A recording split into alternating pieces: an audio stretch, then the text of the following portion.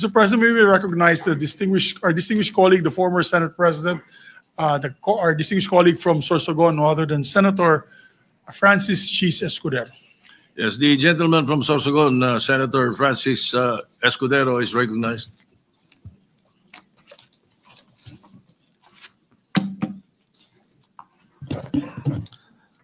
Thank you, Mr. Senate President. Thank you, distinguished Majority Floor Leader. I rise to make a brief manifestation in response to the events of recent days. Ginoong Pangulo, meron po tayong kasabihan sa wikang Pilipino.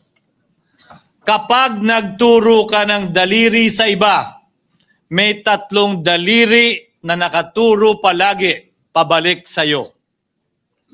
Sa mga nakaraang linggo, malinaw na nililihis ang galit ng taong bayan tungkol sa mga ghost at substandard flood control projects mula sa mga totoong may kasalanan patungo sa Senado at sa ilang mga miyembro nito.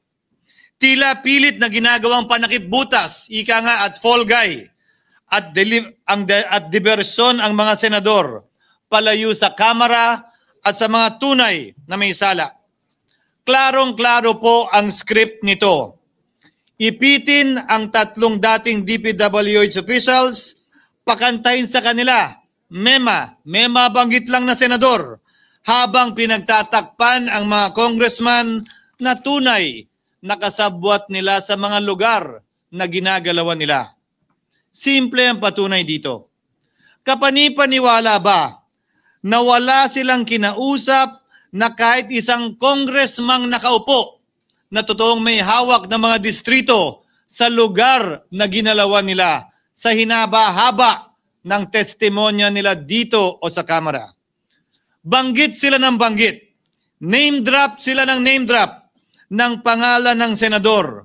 Mas kinaklaro naman ko inyong papakinggan na wala silang masabing direktang nakausap o binigyan ng anuman. Lahat ito para lamang ipako ang mga senador sa media at sa publiko at ilayo ang atensyon sa Kamara at mga congressman. Bakit nga ba? Dahil tila mas malaking isda, ika nga, mas mataas, mas kilala ang mga senador kumpara sa congressman? Umaasa sila na maiibsan ang galit ng tao sa kanila sa kanilang mga anomalya ukol sa flood control at tuluyan na silang makakatakas mula sa anumang pananagutan. Isang tao lamang, Ginoong Pangulo, ang nasa likod ng script at sarswelang ito. Siya ang dahilan ng kaguluhan, pagkakaaway-away, pagkakawatak-watak na ngayon yumayanig sa ating bayan, maprotektahan lamang ang sarili niya. Ang pangalan niya ay matagal nang bulong-bulungan sa bawat sulok ng bansa, pero ngayon, unti-unti nang sinisigaw ng taong bayan.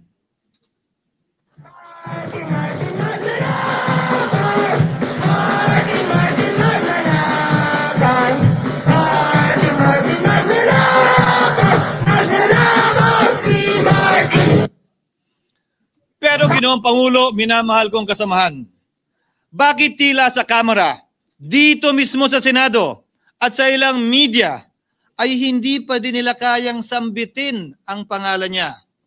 Pues, sasabihin ko, Martin Romualdez. Minsan ang binanggit ng mga diskaya ito mismo dito sa Senado, ang kanyang pangalan. Pero agad itong pinabawi nung humarap sila sa Kamara. Binanggit ni Master Sergeant Gutesa ang kanyang pangalan. Pero ultimo notaryo, natunto nila at pinabawi nila ang pagnotaryo. Buti na lang. Huli na't nasabi na niya ang pangalan ni Martin Romualdez na pinanumpan dito mismo sa ating Blue Ribbon Committee. Hindi ba't si Ginoong Gutesa hindi ba't si Sergeant Gutesa lamang ang bukod tanging testigo na walang kinalaman, hindi sangkot sa flood control issue, walang hininging immunity, deal o proteksyon kapalit ng kanyang pagtestigo? Siya ang kauna-unahang nagtestigo na personal na naghatid ng pera sa bahay mismo ni Martin Romualdez. Ang salaysay niya, Ginoong Pangulo, ay kumpirmasyon ng matagal nang isinisiwalat ni Congressman Chanco at Mayor Magalong kung sino ang ulo sa paglilimas sa kaban ng bayan na ating naririnig na rin. 13,803,693 with Congressman Saldico as proponent. For the record, ang binabanggit po nating Representative Elizaldico, siya po yung chairman ng House Appropriations Committee. Walang kaduda-duda yan. Ito nga, hirap na hirap silang banggitin pa yung isa sa mga mastermind nila dyan, si Saldico. Hirap na hirap pa silang banggitin. May isa pang mas mataas sa kanya? Hindi naman gagalaw yun kung walang... Siyempre, hindi naman gagalaw yun kung walang pahintulot yung mas mataas sa kanya. Just the House Speaker. Ginoong Pangulo, pahintulutan niyo po ako magkwento ng konti upang patotohanan ang mga salitang ito. Taong 2023 nung tinalaga si Ginoong Kiko Laurel bilang kalihim ng kagawaran ng agrikultura. Bilang suporta sa kanyang mandato, tinanong ko noon ang isang simpleng katanungan sa budget process natin. Bakit mas malaki ang pondo ng flood control kesa sa agrikultura? Why is it that the budget for flood control is bigger than the budget of the Department of Agriculture or the agriculture sector as a whole? The fifth biggest allocation, not even a department, is flood control. And allocating a measly 31 billion for irrigation, for rice. Why? Pagkatapos po noon, tinulungan ko siyang bawasan ang flood control budget at idagdag sa 2024 budget ng Department of Agriculture. Aniya, tumawag daw sa kanya si Congressman Zaldico dahil pinapatanong daw ni Speaker Romualdez, bakit binawasan ang pondo ng flood control? Ngunit wala nang nagawa si Congressman ko dahil sinabi niyang pasayan ng Pangulo. Nung termino ko rin po bilang Pangulo ng Senado, maraming beses po akong tinanong ni Pangulong Bongbong Marcos tungkol sa panukalang budget para sa 2025. Sinabi ko po sa kanya ang buo at tapat na katotohanan para malaman po niya ang tunay na larawan at sitwasyon ng pambansang budget para sa taong yon. Ito marahil, Ginoong Pangulo, minamahal kong kasamahan, ang isa sa mga dahilan kung bakit pinag-utos ng Pangulo ang pag-veto at pag-for late release o FLR at pag-hold ng malaking bahagi ng budget nila. Marahil, isa rin ito sa mga dahilan kung bakit ninais ng Pangulo na matanggal si Congressman Zaldico bilang chairman ng House Committee on Appropriations dahil sa mga inilahad ko at marahil na-discover din ng Pangulo kaugnay sa 2025 budget. Hindi malayo, Ginoong Pangulo, na naganap din ang mga ito noong 2023, 2024 at mga nauna pang budget kung saan napakaraming ghost at substandard projects ayon kay Secretary Vince Dizon at ayon mismo sa talumpati ng ating kasamahan na si Senator Ping Lacson. Ngunit marahil ay walang naglakas loob na sabihin ang katotohanan kay Pangulong Marcos o magsumbong sa kanya kaugnay sa ilang mga bagay na ito bago ako. Nais ko din pong kumpirmahin ang sinabi ni Congressman Toby Chanco na ang pag-file ng impeachment complaint laban kay Vice President Sara Duterte ginamit na paraan ni Speaker Romualdez para mag-release ng pondo nila na naka-FLR or for late release bago mag-eleksyon. Maski na alam po niya na hindi po ito kayang talakayin ng Senado hanggang sa Hunyo pa mula nung simula. Ulitin ko, ginamit ni Martin Romualdez ang FLR at ang pangalan ng Pangulong Marcos upang itulak ang kanilang unconstitutional na impeachment complaint. Sabi nila, pumirma kayo dahil kung hindi lalabas ang pondo nyo na naka-FLR bago mag-eleksyon. Subalit, Ginoong Pangulo, hindi ito umubra. Hindi ito umubra dahil tinanggihan ito ni PBBM. Sinabi niyang walang ganyang uri ng usapan at sinabi niyang hindi niya gagawin yon. Kaya't hanggang ngayon, nananatili pa rin for late release ang mga questionableng pondo nila. And that is why, Mr. President, distinguished colleagues, at the height of the impeachment controversy, and amidst the passion of some sectors to remove the Vice President at all costs, I urged prudence and level-headedness because I knew that greed and not accountability was the reason behind it. In the end, Mr. President, the Supreme Court vindicated us. The Supreme Court vindicated us by saying, among others, quote, "There is a right way to do the right thing at the right time. This is what the rule of just law means." Close quotations. Ginoong Pangulo, sinisi po sa akin ni Speaker Romualdez ang pagkakatanggal kay Congressman Zaldico. Sinisi po niya sa akin ang pag-FLR or for late release ng kanilang mga proyekto. Sinisi po niya sa akin ang pagkaka-dismiss ng impeachment complaint laban kay VP Sara na nakikita niyang makakatunggali niya sa susunod na halalan. Sinisi din niya po sa akin ang pagkakasira ng kanilang maitim na balakin sa 2025 budget na nagawa nila ng walang balakid na mga nagdaang taon. Ginoong Pangulo, naging tapat ako at ginawa ko lamang ang aking tungkulin.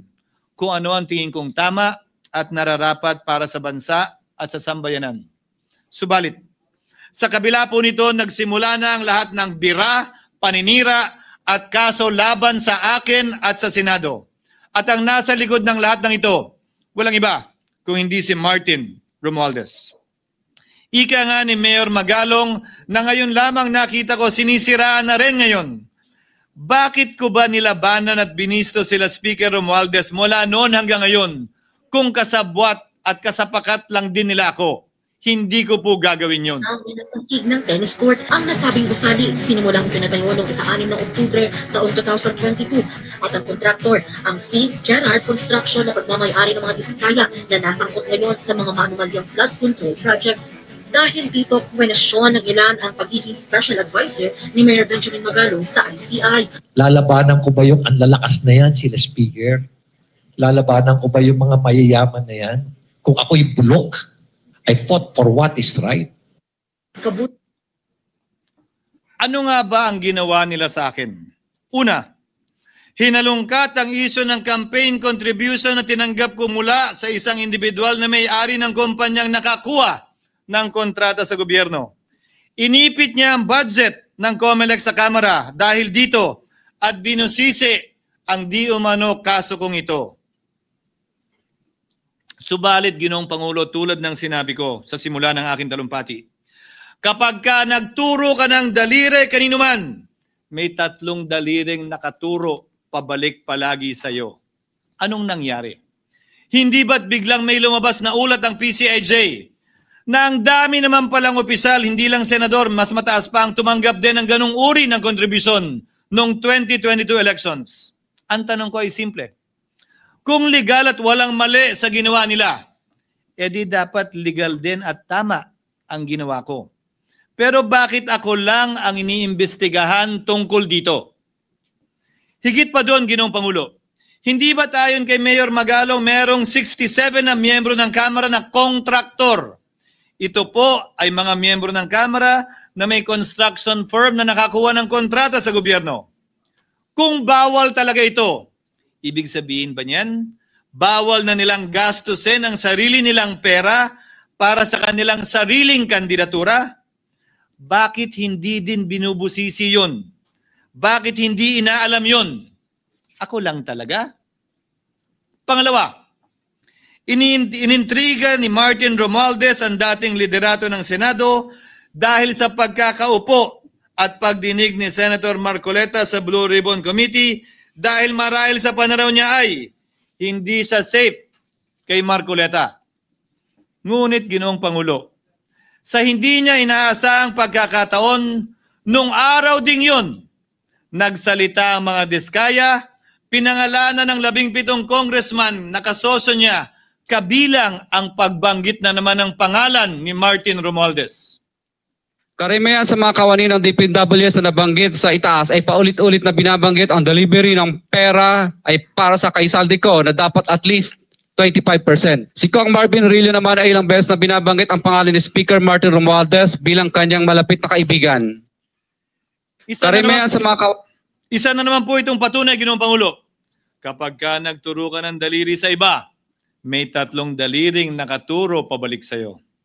Pangatlo, sa pagdinig ng Blue Ribbon Committee kung saan niname drop ako ni Yusek Bernardo, bagaman inamin niyang personal na mismo na hindi niya rekta kung nakausap o binigyan ng anuman, bigla namang tumestigo si retired Master Sergeant Gutesa at muling pinangalanan si Martin Romualdez na hinahatiran daw niya ng pera sa mismong bahay nito. Ang bawat malita ay may lamang humigit kumulang 48 million pesos. Kalimitang dinadala sa bahay ni Congressman Saldico, ibababa lamang namin ay 35 malita para i-deliver sa bahay ni House Speaker Martin Romualdez.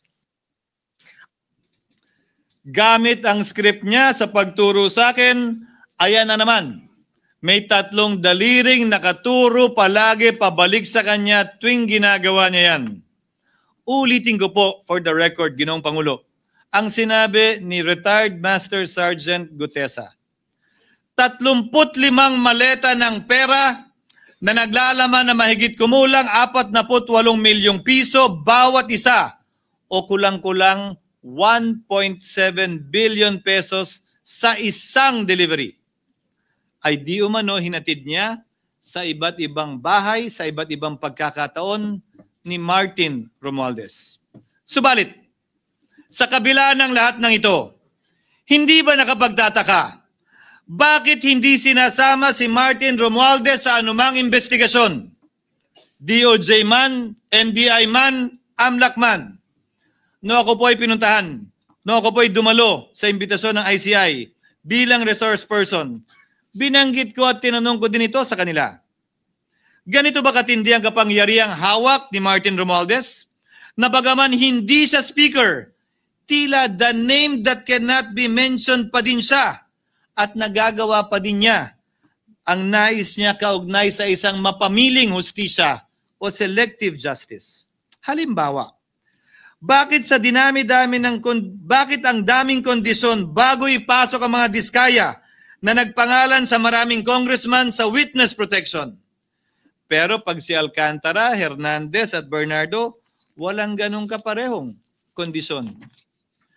Bakit hiniling agad ang freeze order di umano para sa asset ng mga name drop na senador? Pero maliban kay Congressman Zaldico na mukhang nilalaglag na nila, ni isang congressman walang request para sa freeze order. Pagdating naman kay Martin Romualdez na dineliveran ng bilyong piso sa bahay mismo niya, ang sabi ay, quote, "We will work on it lang." Bakit interesado ang lahat sa 6 na senador na idadawit di umano ni Bryce Hernandez na handang-handa tayong alamin sana kung sino-sino sila para mapagpiestahan natin sila? Pero nung sinabi ni Bryce na hindi pala senador, kung hindi kongresista lamang ang papangalanan niya, aba, biglang naglaho ng parang bula ang atensyon. Parang wala na nagtanong. Parang wala nang interes para alamin, sino-sino nga ba yung mga yan? Kung ako po yung tatanungin niyo, alam ko merong 6 na senador eh. May nagtatanong sa akin, bakit wala si Cheese? And my answer to that is, I'm almost sure, though probably hindi ma-mention si Cheese, simply because walang insertion doon. Si sa Bulacan. Escudero, wala doon. Hindi po senador yung laman nung computer ko. So fake news yun, ha? May 6 na senador na nunumbrahan mo daw. Mga congressman yung nasa computer mo. Yes, yung nasa computer ko po, congressman po. Okay, thank you.